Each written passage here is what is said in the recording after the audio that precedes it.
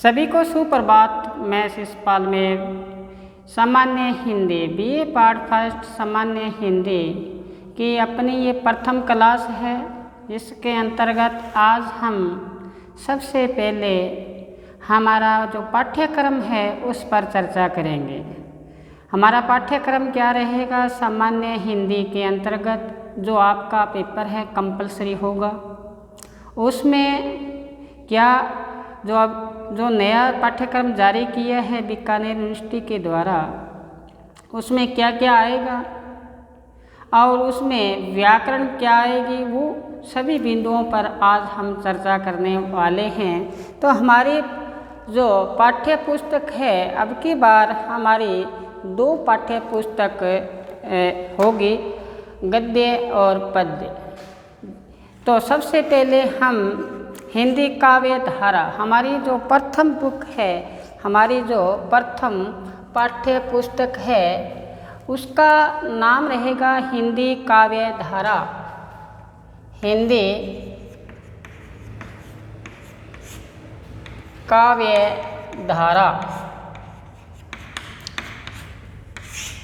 काव्य धारा, हिंदी काव्य धारा, जिसका संपादक डॉक्टर हेतु भारद्वाज जी ने किया है। देखो, जिसका संपादक, इनका संपादक है जो डॉक्टर हेतु भारद्वाज, हेतु भारद्वाज जी के द्वारा इनका संपादन किया गया है। और दूसरी जो हमारी पाठ्य पुस्तक है गद्य की विविध धाराएं,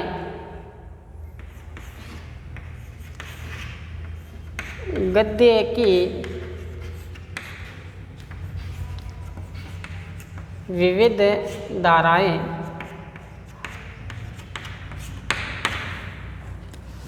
गद्य की विविध धाराएं, ये हमारा सेकेंड पाठ्य पुस्तक रहेगी। हमारे पाठ्य पुस्तक में क्या दिया गया है उस पर चर्चा करें तो अब की बार काफ़ी बदलाव हुआ है। जैसे चर्चा करें, हमारी जो काव्य धारा है, हिंदी काव्य धारा के अंतर्गत सबसे पहले हमारा पाठ्यक्रम में जोड़ा गया है जो नवीन पाठ्यक्रम है, उसमें कबीर के पद, देखना नोट करते जाना साथ साथ में, कबीर के पद,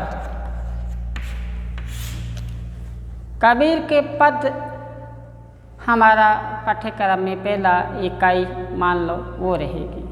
कबीर के पद, पद में जैसे आया, दुल्हनिया गाओ मंगलाचार, हम घर आए राजा राम भरतार। कबीर के बारे में आपने गत क्लास में भी काफ़ी पढ़ा होगा। अब कबीर के इसमें साखी नहीं है, दोहे नहीं है।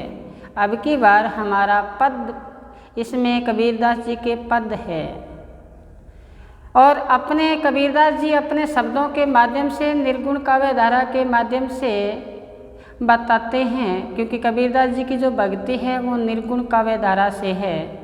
तो क्या बताते हैं? दुल्हनिया गाओ मंगलाचार, हम घर आए राजा राम भरतार। मैं आपको संकेत के माध्यम से साथ साथ में बता रहा हूँ, आपको याद रहेगा। आप अपने रजिस्टर में इतना ही अंकित कीजिए कि हमारा जो प्रथम पुस्तक है हिंदी काव्य धारा के अंतर्गत, उसमें कबीर है, कबीरदास जी के पद है और सबसे पहला पद में लिखने की आवश्यकता नहीं है। जैसे हम इनकी सह प्रसंग व्याख्या करेंगे आपको बता दिया जाएगा। आप समझो, आपने गत क्लास में पढ़ा होगा वही है। जैसे दुल्हनिया गाओ मंगलाचार, हम घर आए राजा राम भरतार, ये पद है। दूसरा पद है जैसे माया महा ठगनी हम करी जाने, माया महा ठगनी हम करी जाने। तो ये पाठ्यक्रम में हमारे रहेंगे। आपका जो एग्ज़ाम होगा उसमें ये सामान्य हिंदी में जो आपका पेपर होगा, इसका पेपर एक ही पेपर होगा और जो अंक है, ये अंक आपके होंगे 100 अंक का पेपर होगा।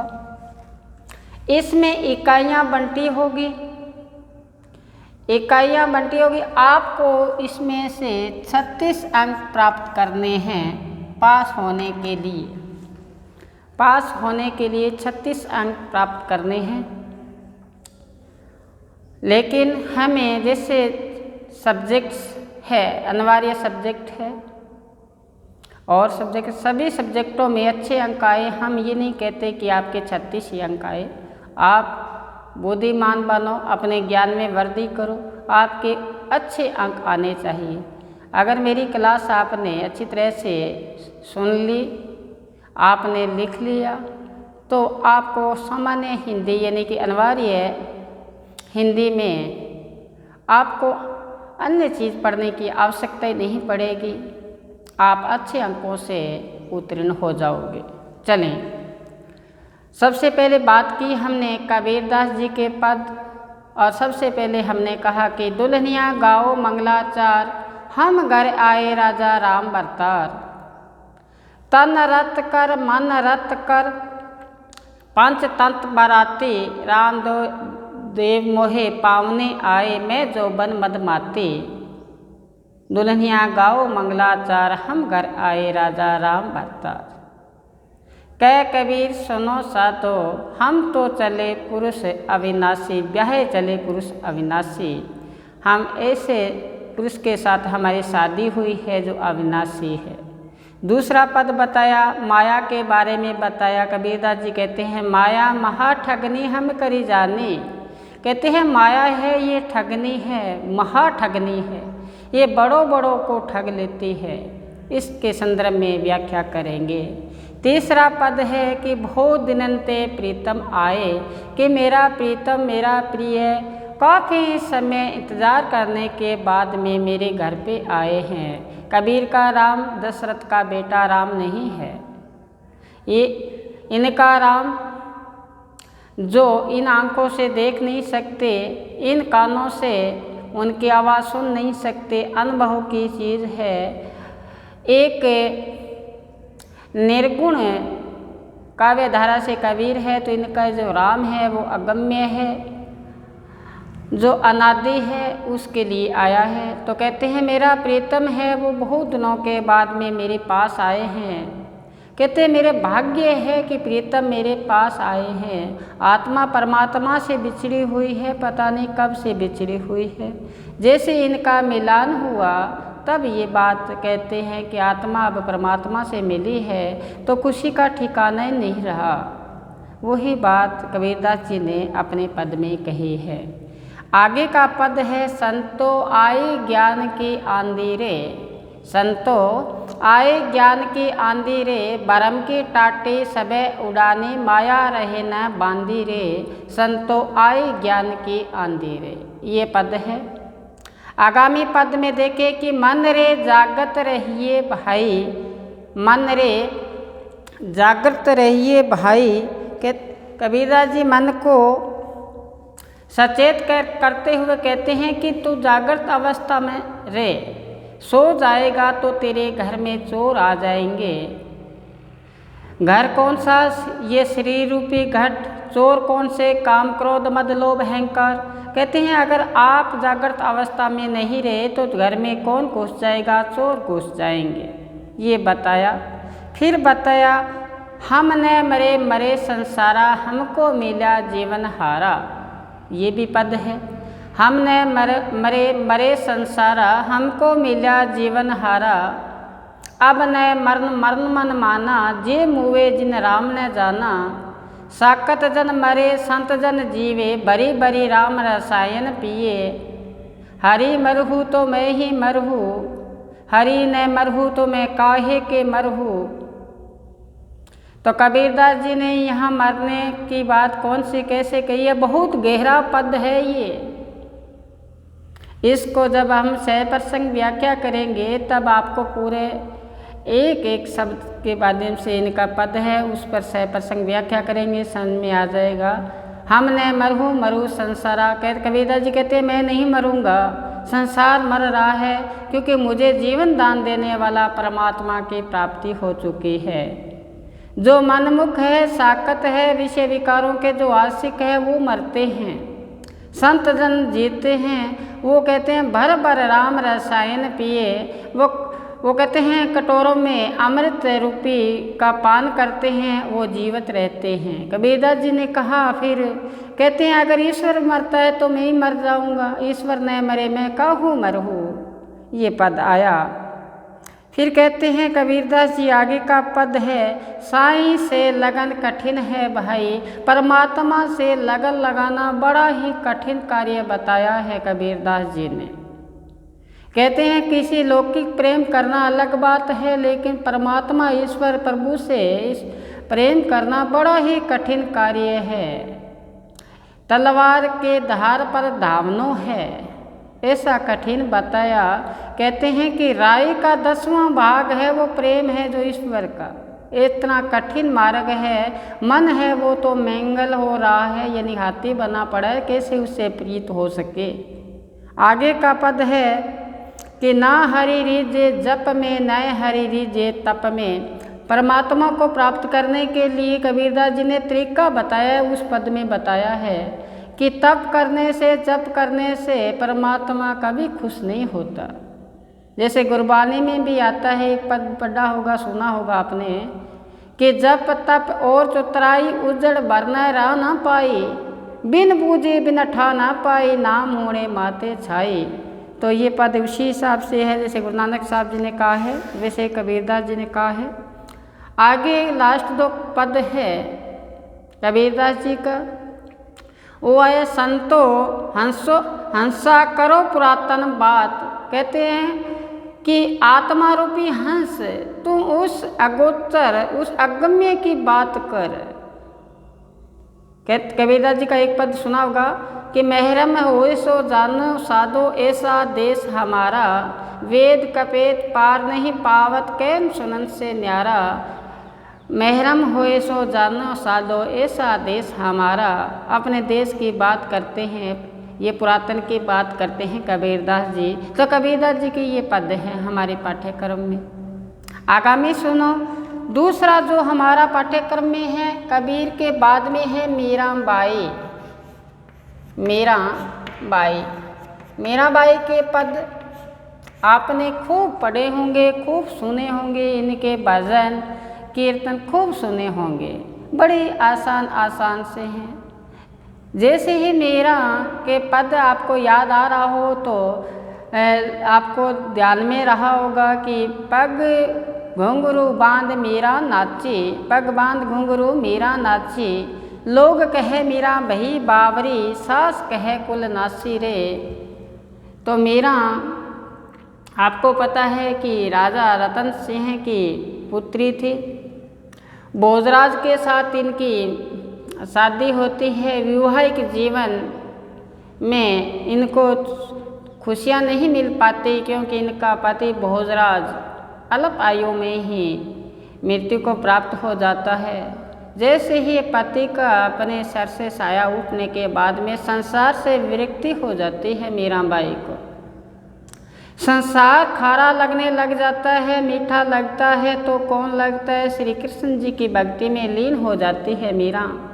मीरा के गुरु रैदास माने जाते हैं और कहते हैं कि जैसे बचपन में ही इनको अपने दादाजी परिवार से संस्कार मिले थे भक्ति से, और वो ही भक्ति आगे इनको साकार हुई।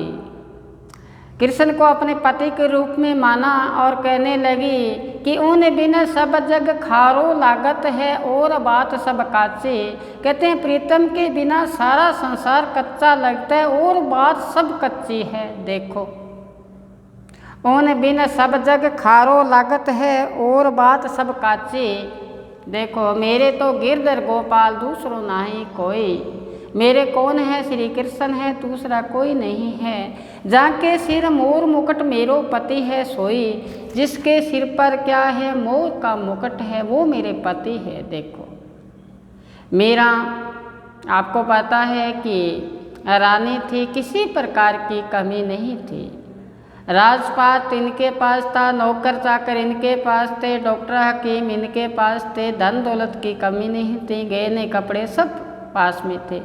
फिर भी मीरा क्या कहती है, हेरी मैं तो प्रेम दीवानी, मेरा दर्द न जाने कोई। देखो कौन सा दर्द था, अपने प्रिय मिलने की तड़प व्याकुलता बेचैनी थी इनको श्री कृष्ण जी की। तो राणा ने इनको अनेक कष्ट दिए, राणा ने इनको अनेक कष्ट दिए, लेकिन अटूट प्रेम श्री कृष्ण के साथ ऐसा लगाव कि इनका जैसे ही वो कष्ट दिया तो कष्टों से लड़ने की क्षमता भी श्री कृष्ण ने दी। आपको पता होगा कि जहर का प्याला जब राणा जी ने भेजा था तो मीरा उसको पी लिया था, अमृत समझकर वो अमृत ही बन गया था। सर्प रूपी हार भेजा था, जैसे ही सर्प वो धारण किया तो वो फूलों का हार बन गया। कांटों की सेज बिछाई, फूलों की सेज बन गई। जैसे जैसे कष्ट दिए तो उनका निवारण श्री कृष्ण जी ने किया, कष्ट उठाए, लोक लाज को त्यागा। सबसे बड़ी बाधा थी लोक लाज, क्योंकि उस समय लोक लाज बड़ी थी। मीरा को घर वालों ने लोक लाज के कारण कहने लगे कि पैरों में आपने तो घुंघरू बांध लिए, आप तो विधवा हो। लेकिन मीरा ने कहा कि मेरा पति है वो श्री कृष्ण है। पग बांध घुंघरू मीरा नाची, लोग कहे मीरा भई, बावरी सास कहे कुल नासी रे। लोगों ने बावली बताया और सास ने कहा कि कुल को ही लज्जा लगा दी। देखो इसी प्रकार से फिर कहती हैं मीरा कि आली मेरे नैनन बान पड़ी। राजस्थानी में इनके बर्ज और राजस्थानी मिश्रित इनके पद है।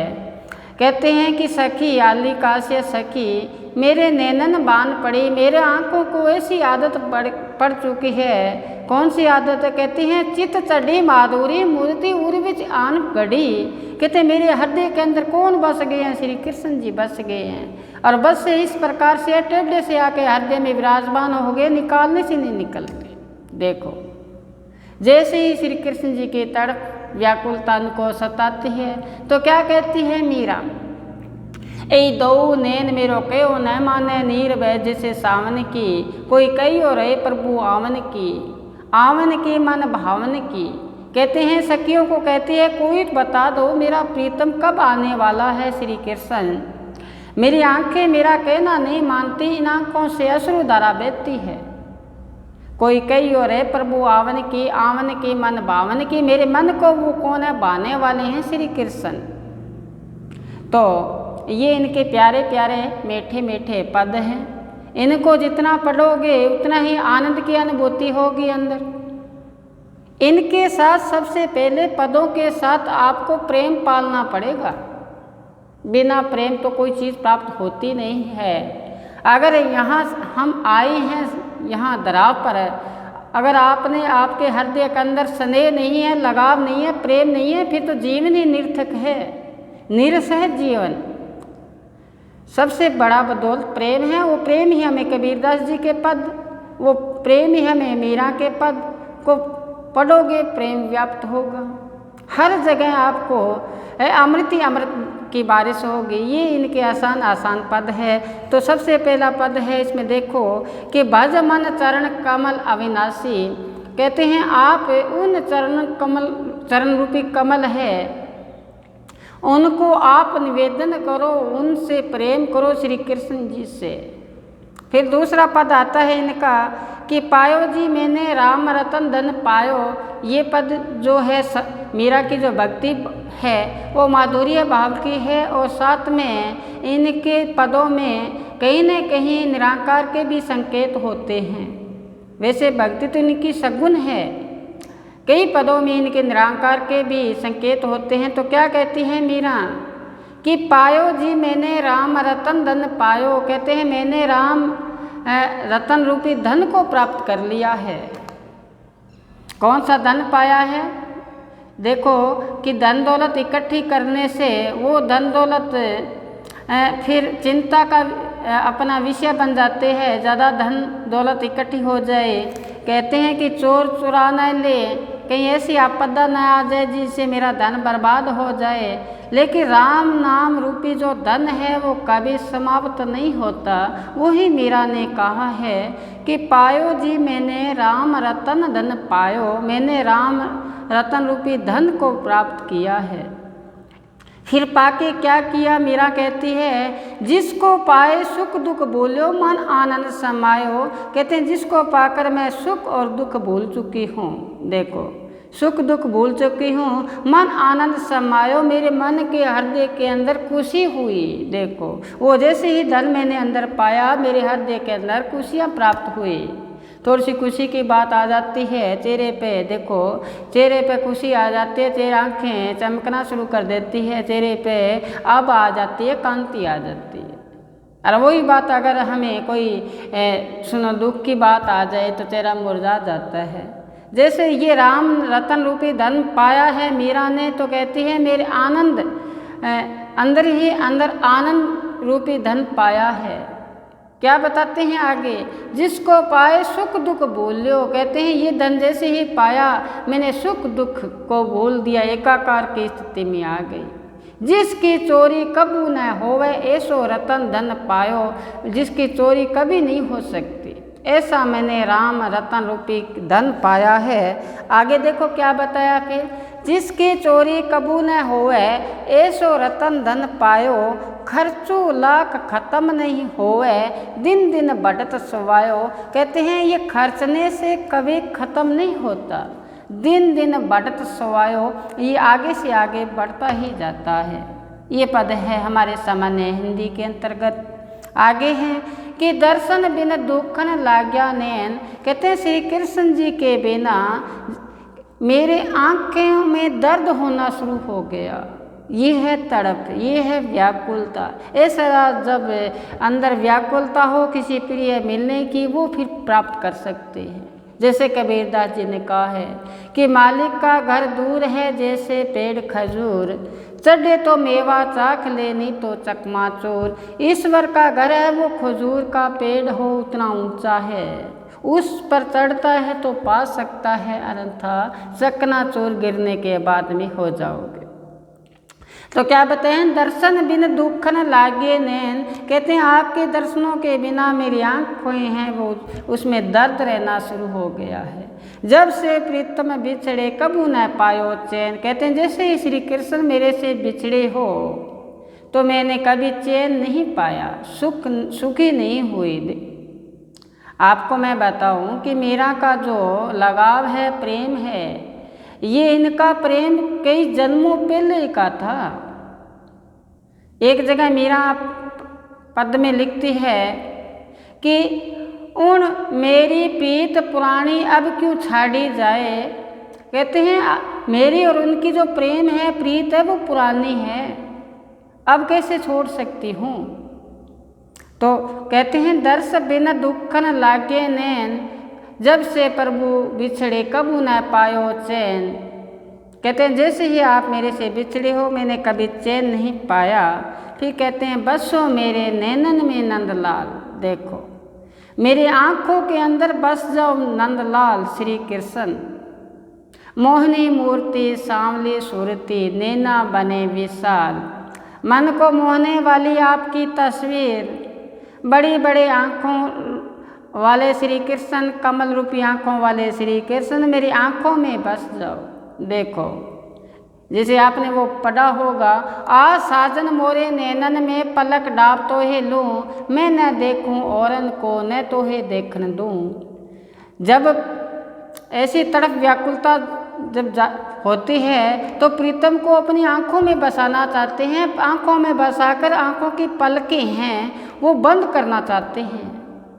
कहते हैं मैं भी किसी को नहीं देखूंगी क्योंकि मेरी आँखों में जब श्री कृष्ण बस जाएंगे न देखन दूँ, न कृष्ण जी को बाहर निकलने दूँ। यह अमीर खुसरो का दोहा था। तो इसी प्रकार इस मीरा कहती है कि बसो मेरे नैनन में नंद लाल। आगे देखो कि आली मारे लागे विरदामन निको, कोई कई ओरे प्रभु आवन की मन भावन की। ये पद है हमारे पाठ्यक्रम में। कहते हैं कोई बताना मेरा प्रीतम है वो आने के लिए कब आएंगे। मेरे मन को भाने वाले श्री कृष्ण कोई तो बताना, क्योंकि उनके बिना सारा संसार फीका लगता है। पिया बिना छूनो छे मारो देश, ऐसो है कोई प्रीतम मिलावे तन मन करूं पेश। जहाँ कार ने बन बन डोलूं कर जोगन को भेष, अवधि बढ़ावे अजू न आवे पंडर पड़ गया केस। कोई पिया बिना छूनो छे मारो देश, मीरा के प्यारे प्यारे पद हैं। इसी प्रकार आगे हैं कि मीरा मगन भई हरि के गुण गाए। मीरा मगन हो गई श्री कृष्ण जी के गुण गाने में। तो ये दो हमारे हमने चर्चा की, कबीर के पद और मीराबाई के पद, ये हमारे पाठ्यक्रम में है। इसके बाद में है हमारा आगामी जो है वो देखो, आगामी मैथिली शरण गुप्त। मैथिली शरण गुप्त की जो रचना है भूलोक का गौरव, भूलोक का गौरव, ये है भूलोक का गौरव। और संदेश यहाँ में दूसरी इनकी कविता है, संदेश यहाँ में, संदेश यहाँ में नहीं स्वर्ग का लाया,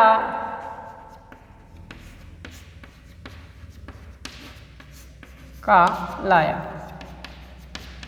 दूसरी रचना ये है। आगामी देखें पाठ्यक्रम में क्या है अपने। जयशंकर प्रसाद हमारे पाठ्यक्रम में आगे है। जयशंकर प्रसाद इनकी भी रचनाएं हैं।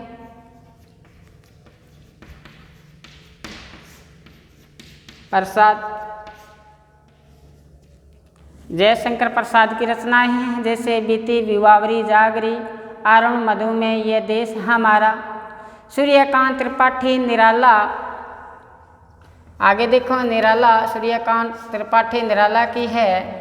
वह तोड़ती पत्थर मैंने देखा इलाहाबाद के पथ पर। दूसरी है स्नेह निर्जर बह गया, स्नेह निर्जर बह गया। इसी प्रकार भवानी प्रसाद मिश्र आगामी है। भवानी प्रसाद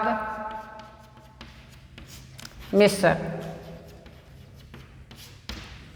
भवानी प्रसाद मिश्र की रचना है घर की याद। कौन सी है? घर की याद। इसी प्रकार नागार्जुन, नागार्जुन की रचना है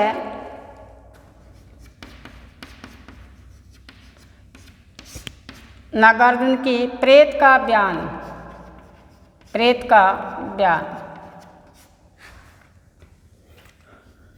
और ये प्रेत कैसे मरा तो भूख से, अकाल से, कालाजार से, वो रचना है आपको याद आ रही होगी। इसी प्रकार से अकाल और उसके बाद दूसरी रचना इनकी है अकाल और उसके बाद। त्रिलोचन आगामी नोट कर लीजिए। त्रिलोचन चंपा काले काले अक्षर नहीं चिन्हती। त्रिलोचन की है चंपा काले काले अक्षर नहीं चिन्हती। केदारनाथ अग्रवाल, इनकी रचना है पत्थर और कंकरीला मैदान। केदारनाथ अग्रवाल की रचना है पत्थर और कंकरीला मैदान। इसी प्रकार शिव मंगल सिंह सुमन की रचना है पथ भूल न जाना पथिक कहीं, पथ भूल न जाना पथिक कहीं। और हम पंछी उन्मुक्त गगन के। दुष्यंत कुमार की गज़लें हैं।